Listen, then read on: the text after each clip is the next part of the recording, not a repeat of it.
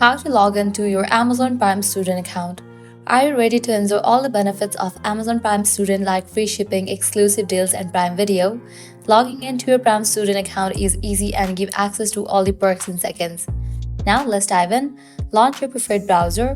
At the very top, you'll see the search box. Over there, type in Amazon Prime Student and then search for it. With that, different website links will appear.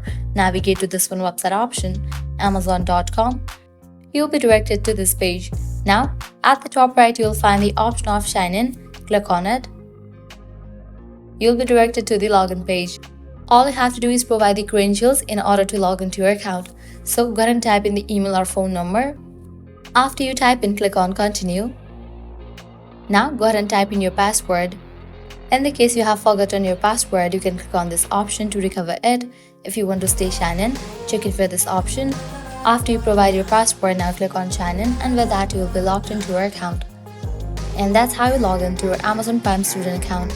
Enjoy all the perks that come with your membership, from fast delivery to entertainment and beyond. If you found this guide helpful, don't forget to like, share, and subscribe to our channel. Thanks for watching.